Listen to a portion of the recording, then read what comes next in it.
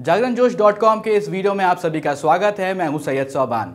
इस वीडियो में हम जानेंगे कि आज के करंट अफेयर से क्या कुछ सवाल बनाए जा सकते हैं, उनके सही जवाब क्या होंगे और उनसे रिलेटेड कुछ की फैक्ट्स के बारे में भी जानेंगे। तो चलिए शुरू करते हैं पहले सवाल के साथ। नेशनल बास्केटबॉल लीग यानी कि NBA में खेलने वाले भारत के पहले बास्केटबॉल खिलाड़ी सतनाम सिंह भमारा पर डोपिंग के कारण कितने साल का प्रतिबंध लगा है? इसका सही जवाब है ऑप्शन ए 2 साल। तो नेशनल बास्केटबॉल लीग यानी कि NBA में खेलने वाले भारत के पहले बास्केटबॉल खिलाड़ी सतनाम सिंह भमारा पर डोपिंग के कारण 2 साल का प्रतिबंध लगा है।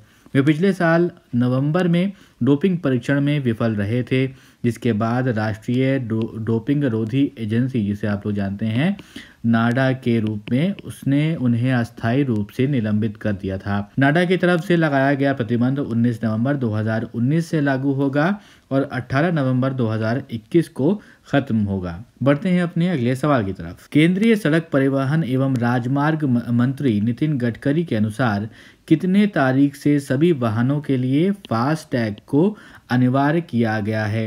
इसका सही जवाब है ऑप्शन बी 1 जनवरी। तो जैसा कि आप लोग जानते हैं कि जब आप हाईवे पे जाते हैं, बाय रोड जब ट्रैवल करते होंगे, तो आपको रास्ते में टोल टैक्स आपसे लिया जाता था। तो अब उसके लिए आपको अपनी गाड़ी में एक फास्ट टैग लगाने की ज़रूरत पड़ेगी, जिससे कि आप जो है वहाँ का जो टोल होगा वो ऑटोमेटिक उसी से ही डिडक्ट होगा। उस वॉलेट में आपको अपने पैसे रखने होंगे, वहाँ पर ये जो है अब गाड़ी में आपको लगाना अनिवार्य हो जाएगा। यदि आप किसी भी हाईवे पर ट्रैवल कर रहे हैं तो वहाँ पर टोल आपका फास्टैग के ज़रिए से लिया जाएगा और ये 1 जनवरी से लागू कर दिया जाएगा। ये ज़रूरी हो जाएगा। तो सड़क परिवहन एवं राजमार्ग मंत्री जो हैं नितिन गडकरी, उन्होंने ये कहा है कि 1 जनवरी 2021 से सभी वाहनों के लिए फास्टैग को अनिवार्य किया गया है। फास्टैग प्रणाली 2011 में लागू की गई थी और 2018 तक 34 लाख से ज़्यादा वाहन जो है फास्टैग का इस्तेमाल कर रहे थे। साल 2017 के बाद खरीदे जाने वाले सभी वाहनों के लिए फास्टैग को ज़रूरी कर दिया था। उन्होंने ये भी कहा कि इस व्यवस्था से सभी वाहनों को टोल प्लाजा पर टोल के नकद भुगतान के लिए नहीं रुकना पड़ेगा और यात्रा में समय की बचत भी होगी और साथ ही साथ जो पेट्रोल है वो भी, उसमें भी बचत होगी। तो अब बढ़ते हैं अपने अगले सवाल की तरफ, लेकिन उससे पहले एक ज़रूरी सूचना आप सभी दोस्तों के लिए। हमारी वेबसाइट जागरणजोश.com पर अगर आप करंट अफेयर्स पढ़ना चाहते हैं तो आपको अपने ब्राउजर में टाइप करना है www.jagranjosh.com, जिसके बाद आपको हमारी वेबसाइट का होम पेज नजर आएगा। इसके बाद आपको करंट अफेयर्स के टैब पर जाना है। ड्रॉप डाउन में आपको मंथ वाइज करंट अफेयर्स मिल जाएंगे, जहां आप मंथ के हिसाब से करंट अफेयर्स पढ़ सकते हैं। जब आप करंट अफेयर्स टैब पर क्लिक करेंगे तो आपको कुछ इस तरह से पेज नजर आएगा। अगर आप कैटेगरी वाइज करंट अफेयर्स पढ़ना चाहते हैं तो आप अपनी पसंद के हिसाब से कोई भी कैटेगरी चूज कर सकते हैं, जिसमें latest, national, international, sports, technology और इकोनॉमी जैसी कैटेगरीज मौजूद हैं। अब बढ़ते हैं अपने अगले सवाल की तरफ। सवाल है, हाल ही में किस राज्य के मंत्रिमंडल ने बोडो भाषा को राज्य की आधिकारिक भाषा बनाने के लिए एक विधेयक को मंजूरी दी है? इसका सही जवाब है ऑप्शन सी असम। तो हाल ही में असम मंत्रिमंडल ने बोडो भाषा को राज्य की आधिकारिक भाषा बनाने के लिए एक विधेयक को मंजूरी दी है। भारत सरकार, असम सरकार और 4 बोडो विद्रोही समूहों और 2 बोडो संगठनों के बीच हस्ताक्षरित बोडो शांति समझौते के अनुसार ये बिल तैयार किया गया है। अनुच्छेद 343 के अनुसार देवनागरी में संघ की आधिकारिक भाषा हिंदी होगी। अब बढ़ते हैं अपने अगले सवाल की तरफ। सवाल है कि किस राज्य सरकार ने किसानों के लिए फ्रूट्स FRUITS पोर्टल लॉन्च किया है? इसका सही जवाब है कर्नाटक, ऑप्शन बी। तो कर्नाटक सरकार ने ही एक मंच पर कृषि संबंधी जानकारी और कृषि ऋण विवरणों इकट्ठा करने के लिए ई-गवर्नेंस पोर्टल, किसान पंजीकरण और एकीकृत लाभार्थी सूचना प्रणाली का अनावरण किया है।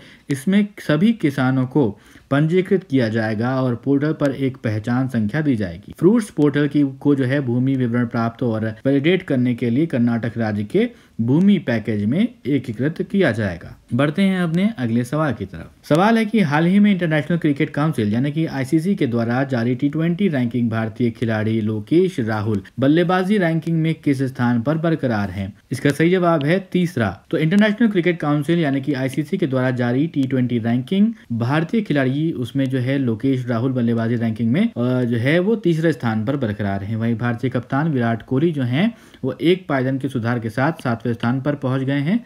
जसप्रीत बुमराह गेंदबाजी की लिस्ट में 19वें नंबर पर हैं। आईसीसी की ताज़ा टी20 बल्लेबाजी रैंकिंग में पहले स्थान पर इंग्लैंड के डेविड मलान काबिज हैं। बढ़ते हैं अपने अगले सवाल की तरफ। सवाल है कि किस राज्य कैबिनेट ने हाल ही में 9.07 लाख किसानों का 50,000 रुपए तक का कर्ज माफ करने को मंजूरी दे दी है? इसका सही जवाब है ऑप्शन ए, झारखंड। तो झारखंड कैबिनेट ने 9.07 लाख किसानों को 50,000 रुपए तक का कर्ज माफ करने की मंजूरी दे दी है। राज्य सरकार ने ये बताया है कि 7.83 लाख किसानों का पूरा कर्ज माफ होगा और अन्य जो है 50,000 रुपए की राहत दी जाएगी। इस पर 2,000 करोड़ रुपए खर्च होंगे। सरकारी डेटा के अनुसार राज्य के 12.93 लाख किसानों को जो है 5,800 करोड़ रुपए का कर्ज बकाया है। तो दोस्तों, अब वो सवाल जिसका जवाब हमने आपसे पिछले वीडियो में पूछा था। केंद्रीय सड़क परिवहन और राजमार्ग मंत्री नितिन गडकरी ने किस राज्य में 8,341 करोड़ रुपए की लागत वाली 18 नेशनल हाईवे परियोजनाओं का उद्घाटन और शिलान्यास किया है? इसका सही जवाब है ऑप्शन बी, राजस्थान। तो राजस्थान में ये हुआ है और केंद्रीय सड़क परिवहन और राजमार्ग मंत्री जो हैं वो नितिन गडकरी, उन्होंने जो है 8,341 करोड़ रुपए की लागत वाली 18 नेशनल हाईवे परियोजनाओं का उद्घाटन और शिलान्यास किया है राजस्थान में। इन परियोजनाओं में लगभग 1,127 किलोमीटर लंबी सड़कें बनाई जाएंगी। इस हाईवे प्रोजेक्ट के निर्माण में करीब 8,341 करोड़ रुपए का खर्च आने की संभावना है। इससे पहले गडकरी ने 21 दिसंबर को तेलंगाना को कुल 13,000 करोड़ रुपए की सड़क परियोजनाओं की सौगात दी थी। इन परियोजनाओं की कुल लंबाई 765.66 किलोमीटर है। अब एक सवाल आपके लिए जिसका जवाब आपको हमें कमेंट बॉक्स में लिखकर देना है। सवाल है कि सेहत योजना को निम्न में से किस राज्य या फिर केंद्र शासित प्रदेश में शुरू किया गया है? आपके ऑप्शंस हैं बिहार, पंजाब, जम्मू कश्मीर या फिर इनमें से कोई नहीं। आप अपने जवाब हमें कमेंट बॉक्स में लिख कर दें। अगर ये वीडियो आपको पसंद आया हो तो इस वीडियो को लाइक करें, इस वीडियो को ज़रूर अपने दोस्तों के साथ भी शेयर करें और अभी तक आपने हमारे चैनल को सब्सक्राइब नहीं किया है तो ज़रूर सब्सक्राइब करें और देखते रहें जागरणज्योतिष.com।